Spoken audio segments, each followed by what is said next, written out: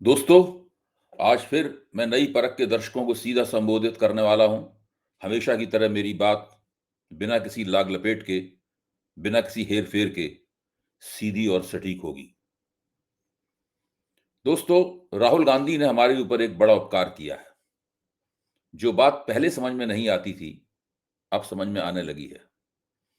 सिलसिलेवार की गई उनकी 3 प्रेस कॉन्फ्रेंसों के भीतर वह कहानी छिपी हुई है, जो बताती है कि भाजपाइयों और उनके संगी प्रबंधकों आकाओं ने वोटों को चुराकर पूरे के पूरे प्रदेशों के चुनावों को चुराने की योजना कब और क्यों बनाई थी। आज मैं क्रमवार बताऊंगा कि लोकतंत्र को पूरी तरह से पटरी से उतारने और संघी विचारधारा का गुलाम बनाने का यह खेल कैसे खेला गया है। खास बात यह है कि मेरे पास हरियाणा चुनाव के बाद तरह तरह के तथ्य आने लगे थे, जिनके आधार पर मैं वीडियो बनाता था, चर्चाएं करता था। मुझे लगता था कि मैं असलियत के नजदीक पहुंच रहा हूं, लेकिन पास पहुंचते पहुंचते असलियत दूर चली जाती थी। राहुल और उनकी टीम ने जब वोट चोरी का पर्दाफाश किया, तो मैंने अपने तथ्यों के साथ उसे जोड़ा और तब लगा कि भाजपा के चुनाव जीतते चले जाने का यथार्थ मेरी पकड़ में आ गया है। कहानी थोड़ी लंबी है, कुछ धैर्य से सुननी होगी। मित्रों, आपको ध्यान होगा कि जब हरियाणा में भाजपा चुनाव जीती, तो हम सभी का दिमाग घूम गया था। मेरा, योगेंद्र यादव का, आनंदवर्धन जी का और न जाने कितने ऐसे विश्लेषकों और अध्येताओं का। हम कांग्रेस की चुनावी मुहिम में कमियां खोजने लगे थे। हमारा कहना था कि केवल जाटों की टोकरी में सारे अंडे रख देने का नतीजा यह निकला है। हम में से कुछ कहते थे कि कांग्रेस पार्टी तो लोकसभा में चुनाव जीत गई, लोकसभा में बेहतर प्रदर्शन कर लिया, इसलिए अब छुट्टी पे है। वो आलस्य की शिकार है, उसके भीतर फूट पड़ी हुई है। टिकट नहीं उसने ठीक से बांटे, उसने दलितों के ऊपर ध्यान नहीं दिया, उसने पिछड़ी जातियों की गोलबंदी नहीं की, वगैरह वगैरह। लेकिन अगर हम हरियाणा के चुनाव को लोकसभा के चुनाव के साथ जोड़ते और जो विश्लेषण हमने लोकसभा चुनाव के बारे में किया था, वो अगर हरियाणा के चुनाव के बारे में करते, तो शायद हम हार का ठीकरा इधर उधर फोड़ते हुए नहीं दिखाई पड़ते। जरा समझिए कि तब हम ऐसा क्यों ना करते। याद है आपको, मोदी जी ने लोकसभा चुनाव की मुहिम किस नारे के साथ लड़ी थी? अब की बार 400 पार। यह नारा किस तुफैल में दिया गया था? दरअसल वोट चुराने की जो टेक्नोलॉजी हरियाणा में इस्तेमाल की गई थी और जिसका राहुल ने अपनी तीसरी प्रेस कॉन्फ्रेंस में पूरी तरीके से भंडा फोड़ दिया, वह लोकसभा चुनाव में इस्तेमाल की जा चुकी थी। पहली प्रेस कॉन्फ्रेंस में राहुल ने महादेवपुरा के उदाहरण में से यह भी बताया था। हम लोग भी लोकसभा चुनाव का जो सेफोलॉजिकल विश्लेषण किया गया था, आंकड़ागत विश्लेषण किया गया था, उसके जरिए हम इस निष्कर्ष के नजदीक पहुंच चुके थे। दरअसल मोदी जी ने लोकसभा में कम से कम 76 सीटें इसी तरह की वोट चोरी के दम पर जीती थी। उन्हें यकीन था कि 2019 के बराबर यानी 303 सीटें तो उन्हें मिली जाएंगी। ऊपर से 70-75 सीटें वे इस हथकंडे से हड़प लेंगे और 400 के आसपास पहुंचने में कोई खास दिक्कत नहीं होगी। इसीलिए इतने विश्वास के साथ कहा जाता था, अब की बार 400 पार, अब की बार 400 पार। यहां तक कि भारतीय जनता पार्टी के कुछ प्रवक्ताओं ने, कुछ उत्साही युवा प्रवक्ताओं ने अपनी टी शर्ट पे सीने पे लिखवा लिया था, अब की बार 400 पार। राहुल की प्रेस कॉन्फ्रेंस से पहले ही चुनाव आयोग के पास नागरिक समाज के कुछ आंकड़ा विज्ञानियों ने और इलेक्टोरल इंटीग्रिटी के आंदोलनकारियों ने और तरफदारों ने एक विस्तृत विश्लेषण करके शिकायत दर्ज कर दी थी कि बहुत बड़े पैमाने पर फर्जी वोटों को मतदाता सूची में इंजेक्ट करने के जरिए बहुत से निर्वाचन क्षेत्रों में चुनाव जीता गया है। उन्होंने आंकड़े दिए थे, मैं आपके सामने पेश करता हूं। उड़ीसा में 18 निर्वाचन क्षेत्र ऐसे हैं जहां इस तरीके से चुनाव जीता गया। महाराष्ट्र में 11 निर्वाचन क्षेत्र ऐसे हैं जहां इस तरह से चुनाव जीता गया। असम में 2 निर्वाचन क्षेत्र, अरुणाचल में 1 निर्वाचन क्षेत्र, कर्नाटक में 6 निर्वाचन क्षेत्र ऐसे हैं जहां इस तरह चुनाव जीता गया। राजस्थान में 5 निर्वाचन क्षेत्रों में, छत्तीसगढ़ में 5 निर्वाचन क्षेत्रों में, तेलंगाना में 3, आंध्र प्रदेश में 7, बिहार में 3, गुजरात में 1, केरल में 1, हरियाणा में 3, पश्चिम बंगाल में 10 सीटें इसी तरह जीती गई हैं। यानी लोकसभा चुनाव में कुल 76 सीटों का फर्जीवाड़ा किया गया था। भाजपा को मिली 240 सीटों में से इन 76 सीटों को घटाकर उसकी वास्तविक संसदीय शक्ति आंकी जानी चाहिए। यानी उसका सही ईमानदारी पूर्ण नतीजा केवल 164 सीटों का ही होता है।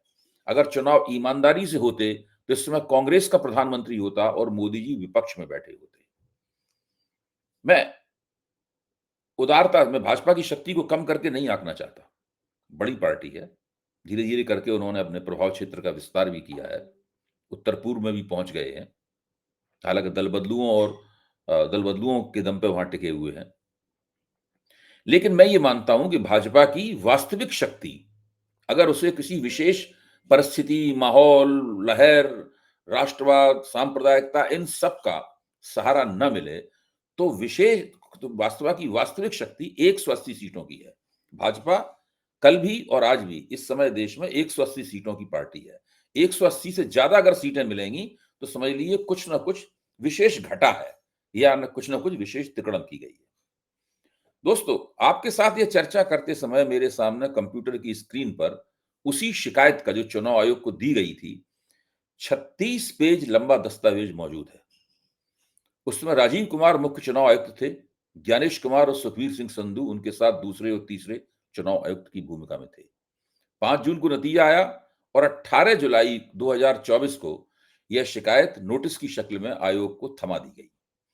इसमें विस्तार से एक-एक गड़बड़ी का तथ्यात्मक प्रामाणिक ब्यौरा था, पर आयोग ने आज तक इसका कोई जवाब नहीं दिया। इस शिकायत के पीछे दिमाग किन-किन का काम कर रहा था? एक संगठन है फोरम फॉर इलेक्टोरल इंटेग्रिटी। दूसरा संगठन है independent panel of monitoring of elections. तीसरा संगठन है वोट फॉर डेमोक्रेसी और चौथा संगठन है बॉम्बे कैथोलिक सभा। इसके साथ और भी कई संगठन हैं, जैसे महाराष्ट्र का लोक मोर्चा, लोक शक्ति अभियान, उड़ीसा का लोक शक्ति अभियान, मध्य प्रदेश की किसान संघर्ष समिति, मुंबई का progressive republican alliance, all India union for forest working people, Andhra Pradesh का मेलुको संगठन, समाजवादी जन परिषद, फोरम फॉर सोशल हार्मनी, केंद्रीय Shri Guru Singh Sabha Chandigarh, people first, Indian Muslim for secular democracy, यानी पूरे देश के जो रिप्रेजेंटेटिव ऑर्गेनाइजेशन है नागरिक समाज के, वो इसके पीछे थे। जो दिमाग काम कर रहा था, रिटायर्ड आईएएस अफसर एमजी देवा सहायम साहब का दिमाग काम कर रहा था, जो एक बार नई परख पर आपके सामने आ भी चुके हैं। और उनके साथ थे डॉक्टर प्यारेलाल गर्ग, जिनके वीडियो नई परख के दर्शकों के बीच में काफी लोकप्रिय है। दोस्तों, इन लोगों ने जबरदस्त आंकड़ागत परिश्रम करके ये पूरी रिपोर्ट तैयार की है। मैं ये मानता हूं कि ये रिपोर्ट जो अंग्रेजी में है और बहुत ही तकनीकी किस्म की कानूनी भाषा में है, इस रिपोर्ट को देश की सभी भाषाओं में, जो नोटिस की शक्ल में है, सभी भाषाओं में अनुवाद करके पूरे देश में प्रचारित किया जाना चाहिए। इससे पता लगेगा कि वोट किस तरह बढ़ाए जाते हैं, मतदान में किस प्रकार की गड़बड़ियां की जाती हैं, फिर मतगणना में किस प्रकार की गड़बड़ियां की जाती हैं, ईवीएम, वीवीपैट, इन सब का खेल किस तरह है और ये सब मिलाकर डिजिटल टेक्नोलॉजी के जरिए क्या खेल किया जाता है, ये इस पूरी रिपोर्ट से स्पष्ट हो जाता है। राहुल गांधी ने दरअसल इसी प्रक्रिया का अगला ताजा आयाम हम लोगों के सामने पेश किया है। दोस्तों, आपको याद होगा नरेंद्र मोदी का वह खिसियाया हुआ चेहरा, जब वे लोकसभा चुनाव में बहुमत हारने के बाद अपने पार्टी मुख्यालय में पिटा-पिटाया जश्न मना रहे थे। उस समय प्रधानमंत्री के मन में चल यह रहा था कि पक्की व्यवस्था करने के बावजूद यह कैसे हो गया। जाहिर है कि उनकी सरकार के खिलाफ जमकर एंटी इनकम्बेंसी थी, इसलिए 76 सीटों का फर्जीवाड़ा करने के बावजूद वे 240 तक ही पहुंच पाए थे। इस पराजय के बाद भाजपा के प्रबंधकों ने इसी फर्जीवाड़े का प्रयोग हरियाणा और महाराष्ट्र में किया।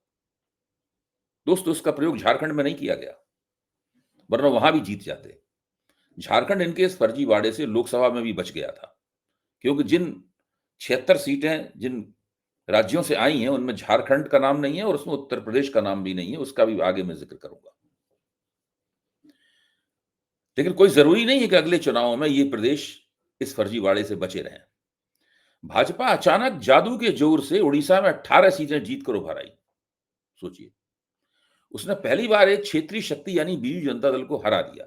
इससे पहले पैटर्न ये होता था कि राष्ट्रीय दल जो है, क्षेत्रों में जहां शक्तिशाली क्षेत्रीय शक्तियां सत्ता में जमी बैठी हैं, उनसे नहीं जीत पाते थे। उड़ीसा के 21 निर्वाचन क्षेत्रों में प्रत्येक में 2-2 लाख वोट फर्जी जोड़े गए। 18 निर्वाचन क्षेत्रों में जीत का अंतराल बढ़ाए गए वोटों से कम था। अर्थात उसके फर्जीवाड़े ने आंध्र प्रदेश में उसे सीटें दिला दी। दूसरी तरफ उसके फर्जीवाड़े ने आंध्र प्रदेश में भी उसे सीटें दिलाई। इस प्रदेश के 25 निर्वाचन क्षेत्रों में हर एक में 1.96 लाख वोट जोड़े गए। 7 क्षेत्रों में जीत का मार्जिन इस बढ़ोतरी से कम था। इन दोनों जगहों पर उसके जीतने की कोई तुक नहीं थी, लेकिन आंध्र में दलील दी गई कि चंद्रबाबू नायडू के साथ गठजोड़ का उसको फायदा हो गया है। लेकिन उड़ीसा में तो यह दलील देने की भी जरूरत नहीं पड़ी। दोस्तों, अगर राजस्थान में हर क्षेत्र में 1,17,181 वोट नहीं जोड़े जाते, तो भाजपा जितनी सीटें वहां जीती है, उतनी भी नहीं जीत सकती थी। पश्चिम बंगाल में अगर हर निर्वाचन क्षेत्र में 87,412 वोट न जोड़े जाते, तो टीएमसी ने भाजपा का स्कोर तकरीबन 0 कर दिया होता। अक्सर सवाल पूछा जाता है कि भाजपा ने हथकंडा उत्तर प्रदेश में क्यों नहीं आजमाया, जहां वो बहुत बुरी तरीके से हारी। मुझे लगता है कि भाजपा उपरा को लेकर मुगालते में रही। उसे लग रहा था कि वहां वह वैसे भी जीत जाएगी। दूसरे उपरा के मुख्यमंत्री आदित्यनाथ द्वारा आला कमान के साथ चूल में चूल भिड़ाकर न चलना भी इसका एक कारण हो सकता है। लेकिन अभी ये एक प्रश्न है, खुला हुआ है, इसके बारे में और सोचना चाहिए कि उत्तर प्रदेश में भारतीय जनता पार्टी ने यह हथकंडा क्यों नहीं इस्तेमाल किया। बहरहाल, झारखंड भाजपा की प्राथमिक जब लोकसभा चुनाव हो गया, तो झारखंड भाजपा की प्राथमिकता सूची में नहीं था। वैसे भी हेमंत सोरेन की गिरफ्तारी के कारण वहां जबरदस्त हमदर्दी की लहर चल रही थी। झारखंड जैसे बड़े प्रांत को जीतने के लिए इतना बड़ा फर्जीवाड़ा करना पड़ता कि उसे छिपाना मुश्किल भी हो जाता। इसलिए उसे हारने की चिंता छोड़ दी गई। हरियाणा और महाराष्ट्र जीतना उनके लिए बहुत जरूरी था। इसलिए फर्जीवाड़ा करने वाली उनकी सेंट्रलाइज्ड टीम ने वहीं फोकस किया। हरियाणा जीतने के आग्रह के पीछे कई कारण थे। पहला, अगर हरियाणा हार जाते तो दिल्ली, पंजाब, हरियाणा की पूरी पट्टी हाथ से निकल जाती। दूसरे, वहां इतनी जबरदस्त कांग्रेस समर्थक लहर चल रही थी कि भाजपा के हाथ एक भी सीट आने की स्थिति नहीं थी। इसका पता इस बात से लगता है कि 25 लाख से ज्यादा वोट चुराने के बावजूद भाजपा कांग्रेस से केवल 1,18,000 वोट ही ज्यादा प्राप्त कर पाई।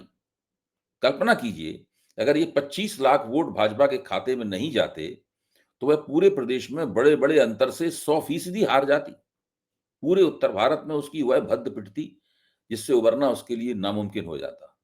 इसलिए भाजपा ने तय किया कि हरियाणा तो हर कीमत पर जीतना है। इसीलिए वे व्यवस्थाएं की गईं जिनके बारे में नायब सिंह सैनी मुस्कुराते हुए पूरे यकीन के साथ कह रहे थे। महाराष्ट्र जीतना इसलिए जरूरी था कि मुंबई भारतीय पूंजीवाद की राजधानी है। देश के दो सबसे बड़े गुजराती कारपोरेट घरानों का अड्डा मुंबई है, अंबानी का और अडानी का। उसे हाथ से निकलने नहीं दिया जा सकता था। लोकसभा में वहां हार गए थे, लेकिन विधानसभा में यह चांस नहीं लिया जा सकता था। इसलिए भाजपा ने महाराष्ट्र को भी किसी भी कीमत पर हड़पने की ठानी। दोस्तों, हरियाणा और महाराष्ट्र में उन्हीं हथकंडों का इस्तेमाल किया गया जिन्हें राजीव कुमार, ज्ञानेश कुमार और एस एस संधू ने लोकसभा चुनाव में आजमाया था। थोड़ा लचीले ढंग से फर्जीवाड़ा करके चुनाव जीतने की ये टेक्नोलॉजी अलग अलग प्रांतों में अलग अलग ढंग से आजमाई जाती है। बुनियादी बातें एक सी रहती हैं। अब जब राहुल गांधी ने पूरी पोल खोल दी है, तो अब भाजपा के रणनीतिकार सोच रहे हैं कि क्या किया जाए। उन्हें शायद यह भी लग रहा होगा कि चोरी अगर पकड़ ली जाए, तो कभी कभी कुछ दिन के लिए चोरी रोक भी देनी पड़ सकती है। वरना होगा यह कि गाड़ी का इंजन कुछ ज्यादा ही गर्म हो जाएगा, और जब किसी गाड़ी का इंजन ज्यादा गर्म हो जाता है, तो वो सीज हो जाता है। मैं तो समझता हूं कि अगर राहुल के आरोपों से बहुत ज्यादा राजनीतिक गर्मी पैदा हुई, तो भाजपा के शातिर रणनीतिकार एक चुनाव हारने के लिए भी तैयार हो जाएंगे। चुनाव हारने के लिए उन्हें ज्यादा कुछ करने की जरूरत नहीं है। बस उन्हें चुनाव में बेईमानी नहीं करनी है, उनके चुनाव हारने की गारंटी है। दोस्तों, भाजपा के रणनीतिकार क्या बिहार का चुनाव हारना चाहेंगे? ये एक बड़ा सवाल है। मैं समझता हूं बिहार का चुनाव वो नहीं हारेंगे, क्योंकि बिहार का चुनाव हारने से नरेंद्र मोदी की उल्टी गिनती शुरू हो सकती है। हो सकता है कि वो आगे आने वाला हिमाचल प्रदेश का चुनाव हार जाएँ। हो सकता है कि आगे आने वाला वो उत्तराखंड का चुनाव हारना पसंद करें। अब वो तय करते हैं। आप देखिए, चुनाव जीतने की, वोटों के फर्जीवाड़े की, वोट चोरी की ये टेक्नोलॉजी पर महारत हासिल करने के बाद, अब भाजपा के रणनीतिकारों को ये तय करना होता है कि कौन-सा चुनाव वो जीतना चाहते हैं, कौन-सा चुनाव वो हारना चाहते हैं। उसके आधार पर चुनावों के परिणाम निकलते हैं। दोस्तों, वोट चोरी की ये कहानी अभी खत्म नहीं हुई है। इसके कुछ और विश्लेषणात्मक पहलुओं पर जब तक मैं रोशनी डालता रहूँगा। दोस्तों, आज की चर्चा खत्म करने से पहले मैं आपसे आपके अपने सोशल मीडिया मंच नई परख के बारे में कुछ कहना चाहता हूँ। आप सभी ने नई परख को इतना प्यार दिया है, इसके लिए सभी का तहे दिल से शुक्रिया। अगर आप चाहते हैं कि मैं आपके लिए अलग से कंटेंट बनाऊँ, आपकी टिप्पणियों का जवाब दूँ या आपके सुझाव पर चर्चा करूँ, तो आप हमारे चैनल का हिस्सा बन सकते हैं। अगर आप नई परख चैनल का हिस्सा बनना चाहते हैं, तो आप मेरे वीडियो बाकी सब्सक्राइबरों से 1 घंटे पहले देख पाएँगे। आपकी टीका टिप्पणियों का मैं जवाब दूँगा। आपके लिए हर दिन स्पेशल शो करूँगा और आपके सुझाव अपने वीडियो में शामिल करूँगा।